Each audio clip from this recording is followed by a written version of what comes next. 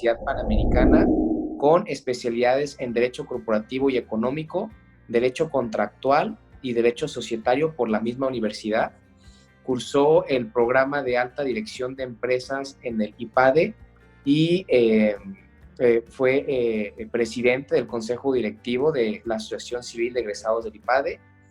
Ha impartido distintas asignaturas en la Universidad del Valle de Atemajac, en el ITESO, en el TEC de Monterrey. Entre otras materias ha impartido lo que es el Derecho Financiero y Bursátil, Derecho Bancario, Derecho Mercantil y Sociedades Mercantiles. Es expresidente de la Asociación Nacional de Abogados de Empresa, del capítulo Jalisco, y es abogado certificado por dicho colegio. Es corredor público número 49 de la Plaza del Estado de Jalisco y expresidente del Colegio de Corredores Públicos de dicha plaza. Es consejero certificado por el Instituto Mexicano de Mejores Prácticas Corporativas y expositor de los módulos Introducción al modelo de gobierno corporativo y manejo de conflictos y negociación efectiva en el Consejo, en el Seminario de Gobernabilidad Corporativa impartida por dicho instituto. Y es prestador de servicios, además de servicios de métodos alternos, certificado por el Instituto de Justicia Alternativa del Estado de Jalisco y director del Centro Público de Prestación de Servicios de Métodos Alternativos número 59, acreditado por dicho instituto, y es socio fundador de la firma Ramírez Organista y Asociados. Muchas gracias, maestro Gerardo, y bienvenido.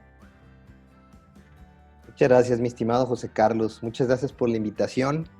Y un saludo a Pedro Elizalde, que bueno, me tocó estar, cuando me tocó dar clase en el TEC, él estaba como director de la carrera de Derecho y bueno, un saludo. Y bienvenidos a los asistentes el día de hoy. Entiendo que la plática está dirigida a estudiantes de la carrera de Derecho y que además se están sumando abogados que ya están en el foro y en la actividad profesional. Entonces, la propuesta es que la plática, la presentación comenzamos con temas básicos, tratando de ir clarificando, y en el camino le vamos poniendo más profundidad o más especialidad al asunto conforme vaya habiendo dudas y vayamos construyendo cosas, ¿no? Yo te propongo, José Carlos, que las preguntas que vayan surgiendo, que me las puedas ir comentando, si me las puedes ir filtrando, por favor. Solo pásame las fáciles, no es cierto. Me pasas las preguntas y entonces vamos comentando y vamos construyendo sobre el camino inquietudes, porque ya ves que en este tema de las asambleas, bueno, hay mucho que platicar y la idea es tratar de dejar inquietudes y de dedicarle este tiempo a la academia que siempre viene bien a los que nos dedicamos al ejercicio profesional, ¿verdad? Entonces, pues bueno, sin más, si te parece bien, pues comenzamos.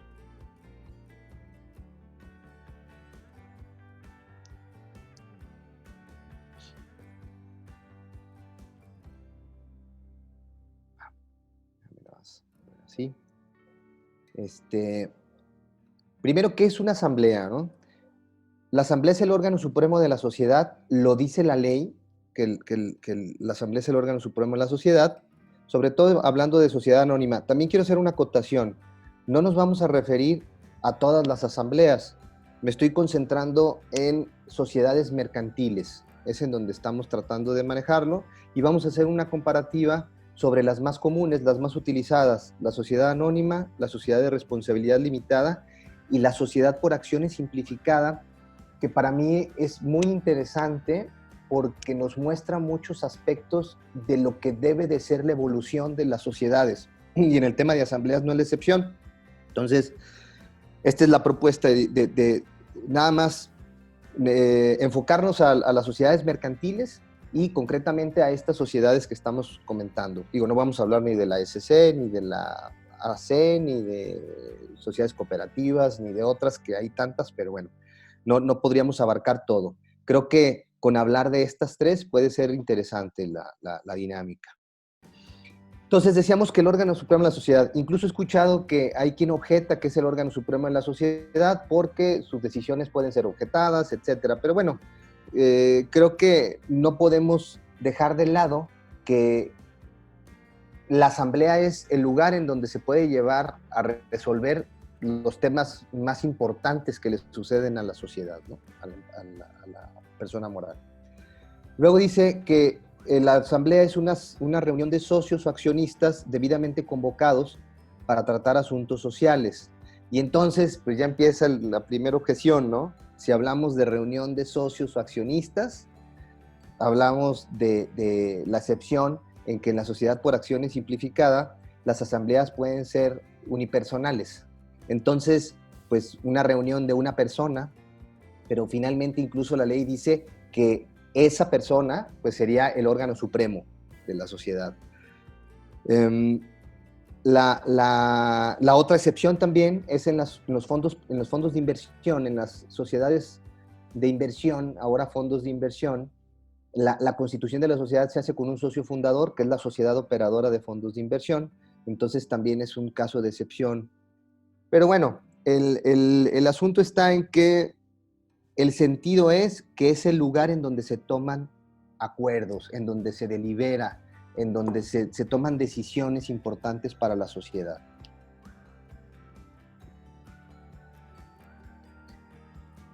Y entrando como a puntos clave, hay varios temas que creo que son muy importantes, comenzando por sería la siguiente, sería...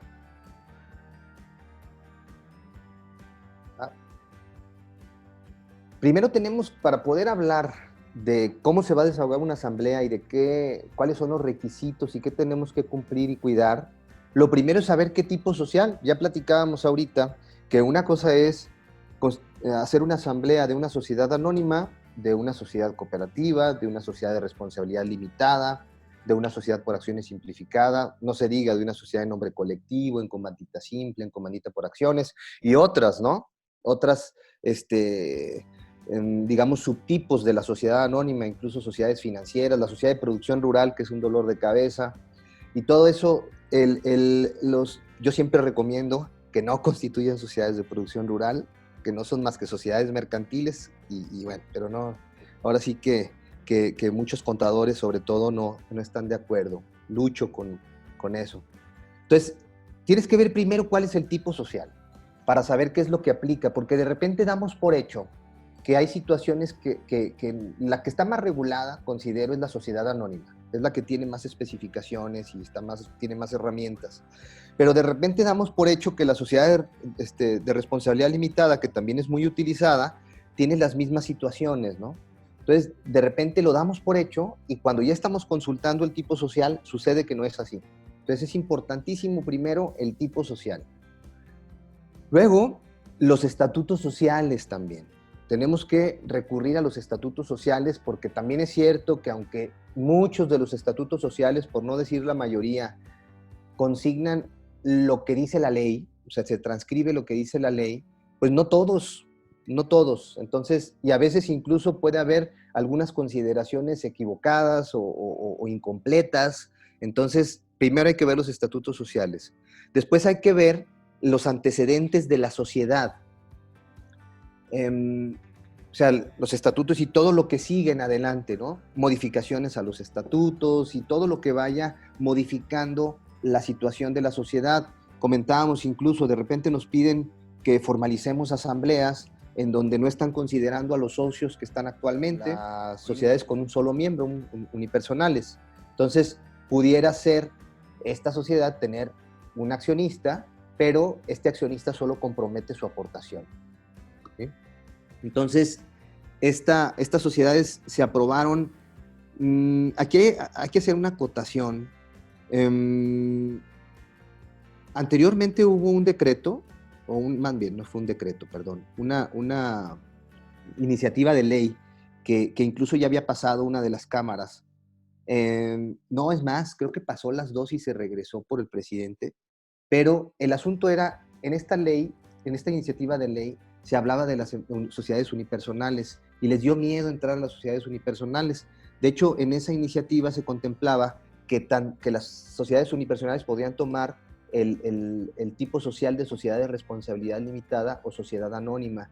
Y estaba regulada deficientemente, pero bueno, en unos buenos estatutos o con unos buenos estatutos podía de alguna manera convalidarse algunas cosas, contemplarse algunas cosas y podía estar muy interesante. Pues ahí les dio miedo.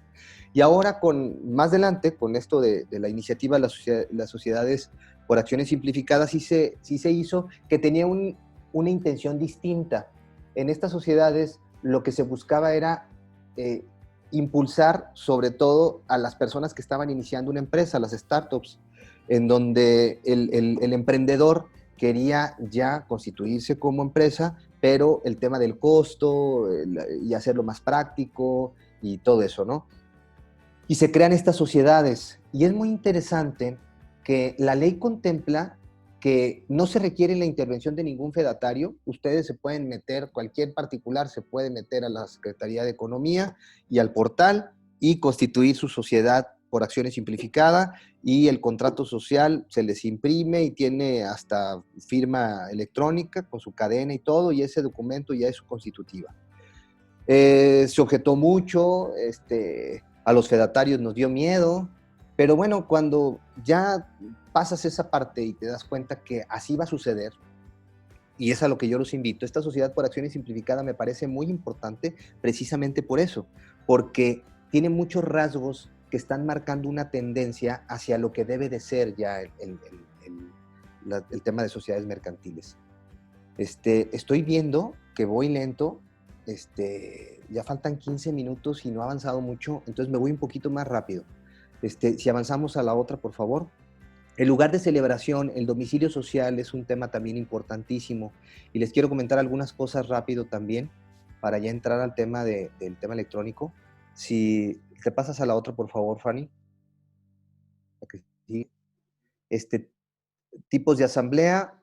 En la sociedad anónima existen asambleas generales y asambleas especiales, ordinarias y extraordinarias. Dentro de las asambleas generales, en donde las ordinarias son todas aquellas que no son extraordinarias, ¿sí? Básicamente, de hecho así lo dice la ley, palabras más, palabras menos. Y el artículo 181 dice qué temas deben de tratarse por lo menos una vez al año en las sociedades mercantiles en una asamblea general ordinaria. Pero no me voy a meter a eso porque es mucha teoría. Sí, pasamos a la otra, que es el tema de quórums. Y hablábamos de, este es el quórum que se establece en la ley de sociedades mercantiles, y me atrevería a decir que en una mayoría de las sociedades mercantiles, porque simplemente se transcriben los artículos. Porque además, pues normalmente no hay una razón para cambiarlo, ¿sí? Porque, digo, este es un tema de mayoría, y en las extraordinarias, tener un quórum mayor de un 75% de asistencia y un 50% que no varía incluso en una segunda convocatoria, para efectos de poder conseguir la modificación de estatutos o cualquier tema de extraordinaria, por ser tan delicado, ¿no? Entonces, si me podrías comentar lo de la pregunta esta del quórum. Sí, también una pregunta interesante. Cuando hay dos accionistas, imagino que 50 y 50% cada uno, donde los estatutos exigen un quórum para asamblea ordinaria y extraordinaria de más del 50%, si un accionista solicita vía judicial que se convoque a asamblea, pero el otro no asiste, ¿habría alguna opción para poder celebrar la asamblea? Pues toda vez que no se reuniría el quórum de instalación con un solo accionista. Considero que no. Sí, y otra pregunta conjunto, si se pueden entender como abandonadas las acciones, si se pueda perder el derecho sobre las acciones por eso. Considero que no, fíjate, no está contemplado esto. Yo considero que ahí tendrías que irte a una segunda convocatoria, en el caso de ordinaria, como para que, ya dice en la ordinaria, en una segunda convocatoria, por lo menos en la ley, y normalmente en los estatutos así es, pues ya con cualquier porcentaje, y entonces ya tomas la resolución por mayoría. Y existen otros temas con el asunto del quórum. También tiene que ver con que, por ejemplo, los administradores no pueden aprobarse sus estados financieros, o no pueden Y imagínate, cuando todos son administradores, o cuando para alcanzar el quórum suficiente se requiere la votación del que es administrador, pues va a ser muy complicado la aprobación. Sí, la verdad es que es poco tiempo como para entrar a una discusión de esas, porque además sé que pues sería muy rico estar escuchando las opiniones, pero bueno, en principio yo diría que sí es un problemón. Algo que me llama la atención en las sociedades por acciones simplificada, para el tema de acuerdos insuperables, se habla ya ahí de que se debe privilegiar los medios alternos de solución de conflictos. Y también ese es otro tema que es una tendencia y que ya las sociedades por acciones simplificadas lo contemplan.